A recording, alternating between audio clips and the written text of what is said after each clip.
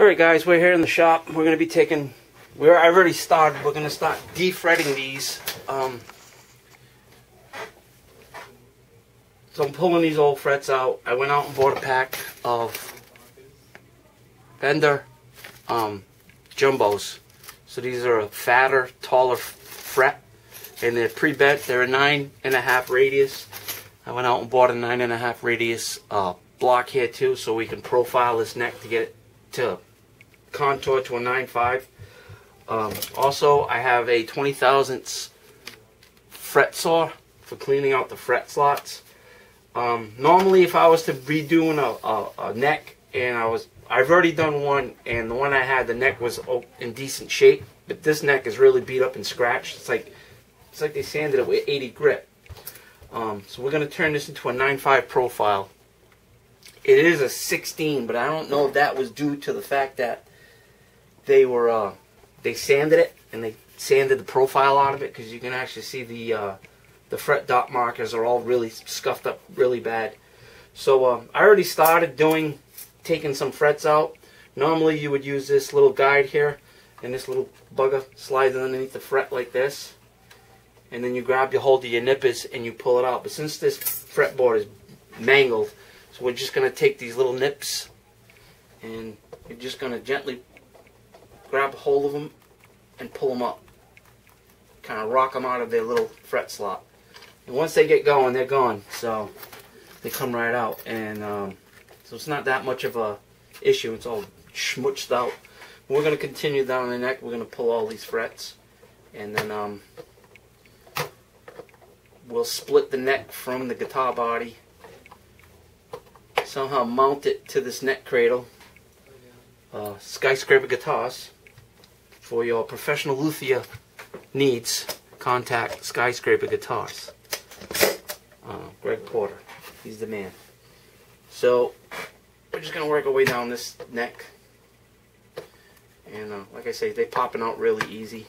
The tangs on these aren't really aggressive. They're not as aggressive as the Fender ones that I got, that I'm going to put in. So I think we'll have a better bite. And I mean, thus far, I'm coming out okay. Alright, trying to get this neck to sit down, to get the back bow out of, front bow out of it, not the back bow, front bow. I got 10 pounds of weight either side. I was using a neck cradle. I couldn't, it was displacing too much. So this has been sitting overnight. It's actually really close. I put a straight edge against it, and it's like the 14th to like the 16th, 17th fret. There's a little dip. So I don't know if that was right from the manufacturer or whatnot. So, you know, the profile of the neck, that's the way they did it. But I want to get it close where I can see barely any light. That way my profiling will be much easier. So next clip, we'll start profiling this neck. But that's what we got to do sometimes. We got to put on the weight.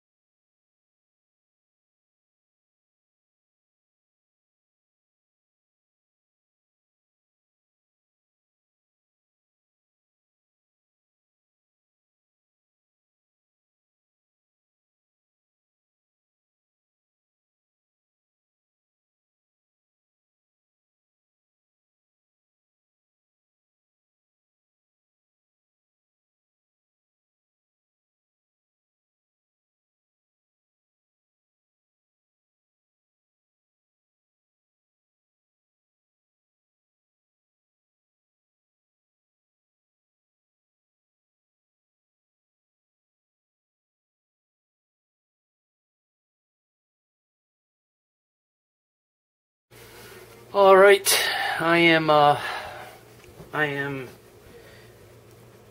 320 grit. I changed over grits. There's still a little wonky spot right up here at the top, but I can't cut any more than what I've cut. So what I'm doing now is I'm taking my little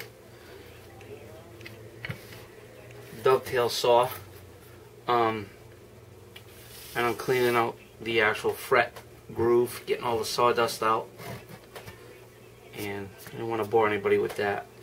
And what I'm doing is I'm actually coming, because I cut a little bit off the outside edges, I'm actually elongating the slots a little bit on the outside edges.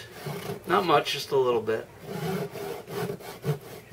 And just making sure that the fret slot is clean and free of debris. I'm going to take it out to the garage and blow it out with the compressor. Get all the cookies out of it. And I know for a fact when I start nailing these down, pushing them down, that the edges of the frets, you'll see them on the fretboard, and I'll just grab some of this fine maple sanding dust that I have, a little pile over here, and I'll just mix it with some super glue and just fill the edges and then sand over the top of that.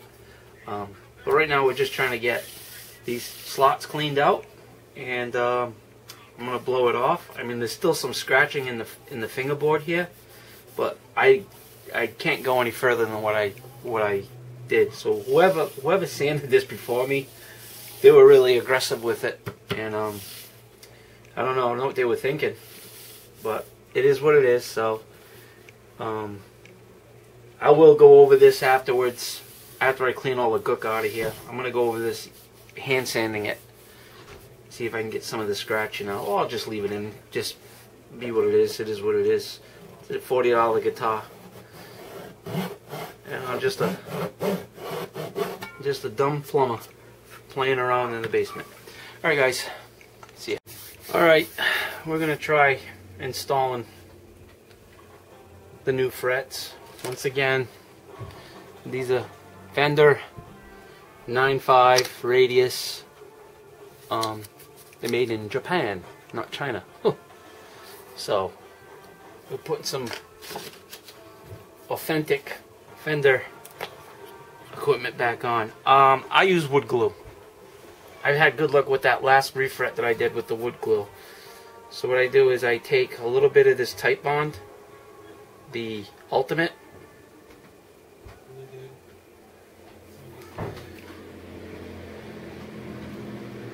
and I load up the fret.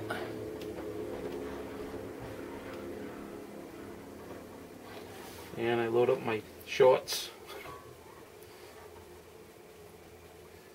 And we're going to have to get a wet rag, a damp rag, and kind of line it up. And we take this wonderful little rubber mallet fret hammer, and we hammer it in. And we'll take a damp rag, and we'll wipe the excess glue off.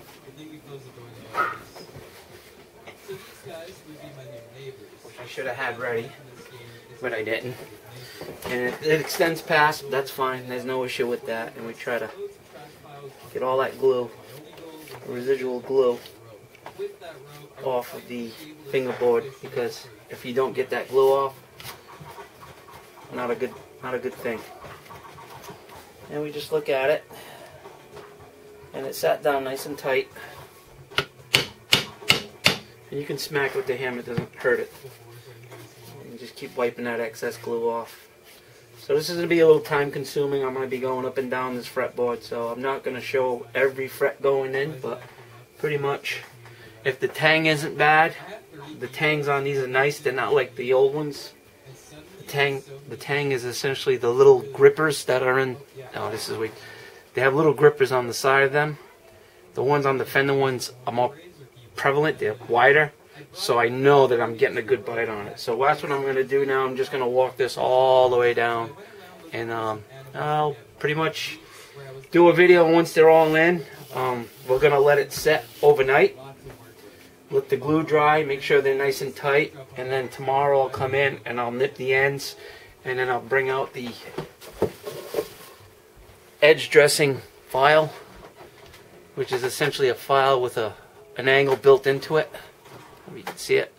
And what you do is you run that along the edges, and it chamfers the edges of the frets, and then you can dress out the ends of the frets, and it gives it a nice even bevel on the fret all the way down the fretboard. So you know, you do have to have some tools. You can do it by hand, but with the file, I did it, and it's a lot quicker. So yeah, I'll be back when they're all put in, and really raise the grain with that water, but that's fine. And we'll see you in a little bit. All right, bye-bye. All right, guys, I started nipping the ends. Next day, everything's dry, nice and tight. There's no glue on the fingerboard. Taking my fingernail and I'm running it along the edge of the fret and the fretboard, and it's nice and tight. Everything actually went down really good, so stoked about that. So now we're just gonna take these nippers, watch your eyes, and just nip off the ends. Try to get as close to the neck as possible because there's less filing that way. And we just go all the way down the board. See, this one I'm going to have to turn the nippers because now the frets are getting tighter.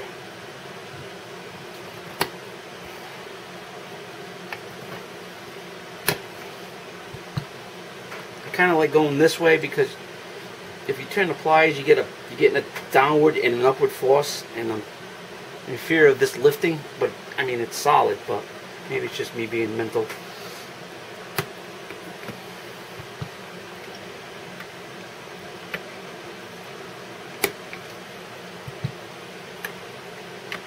And the package of frets that I got, come on buddy, the package of frets I get 2 spare ones, so they give you extras for boo-boos. Really inexpensive too. That's what I was worried about. Fender product. I know it's not made in America, but I think I paid $16 for it. I'd have to check. Between 14 and 16 with after taxes.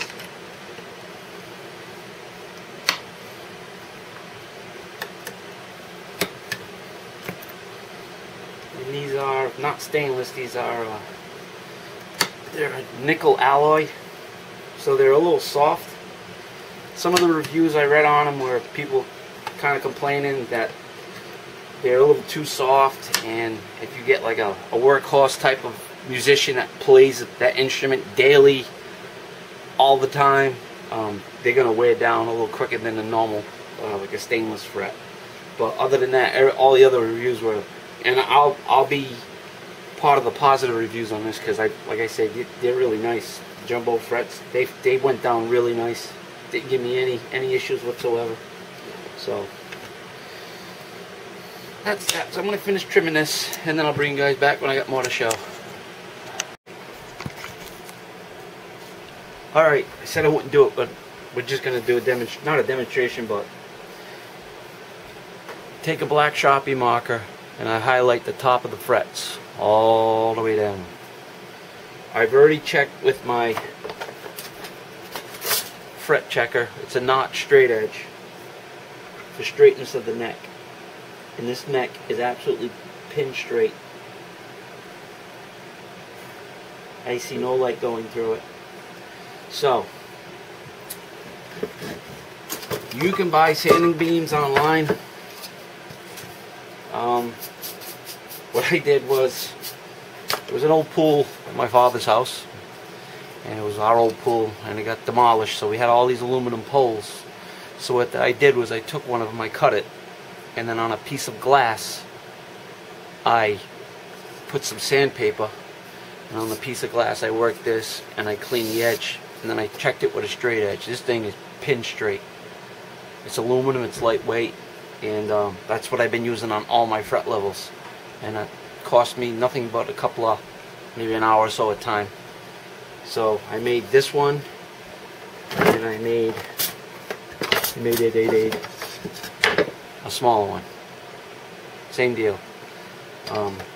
That one I use for fall off from the 12th fret down. You kind of taper these these frets all up on the high end of the fretboard. That way it eliminates any buzzing. So you call it fall off. I guess they call it fall off. But yeah, this is what I use. So I have some 320 grit self-stick, pin straight, tops are all marked, and I take the straight edge and I go back and forth, not with an obscene amount of pressure, but with some. And as you start cutting with the sandpaper, you actually start seeing silver coming through, and those are all your higher frets. And what you want to do is get all that black off the silver, recoat that with the marker again. I just use a Sharpie marker. You recoat that again, you go once again, and they all should be coming out silver at the same time. That means you're pretty much there. Then you can check it with your fret rocker, and then from there you recrown and polish. So we're just going to continue along doing this. I'm not going to show you in detail. Like I said, there's a million videos out there that are 100 times better than this one. But this is just show you how I do it. And that's it. Alright, so I'll bring you back when I have more to show. Peace. Alright, my good people. The neck is just about, it's ready for clear. I sanded it down with 400. There's a couple of really deep dings and nicks. I'm gonna leave them in. I don't care. It's a junky guitar, but we're gonna leave the dinks in. I have the first fret. I started polishing, high polishing, but what was happening was I was using mothers, and it was starting to stain the fretboard. You can see it right here. I would try to wash it off. So what I have to do is I have to get this in clear, and then I'll come back and I'll wipe the tops, and then I will proceed to high polish this. But as you can see, it's the new fret job. It's not bad. So you too can do this at home. And we have a nice radius now, nice 9.5. And so we're going to get this thing in clear. And I actually got a bone nut for it. I might have to fit it a little better. So for some odd reason, the relief on these, the dado, the original one, was not quite flat or square. So I might have to shim this because I have to file it to get it to go flat. And these are pre-slotted bone nuts. So we'll give it a go. See how it goes. If I buzz anything, I'll shim it. I usually shim it with. I've had run into this, and a lot of people say, why don't you just buy a bone nut and make your own slots? This is so much easier. But I usually use this. It's a veneer. It's a maple. So I cut it really thin, and then I'll lay it down inside that groove there for the nut slot, and it seems to shim pretty nice. And it's a nice stable wood. You can use cardboard, but I use that wood, and it seems to be working out for me. So here we go. A little neck done. A refret. Alright guys, so next on deck, we're going to get this in varnish, high polish the rest of the frets, and we're going to set this aside, and we'll start working on the bodies on the next series. Thanks for watching, peace, and yeah, thanks for watching. We'll see you around.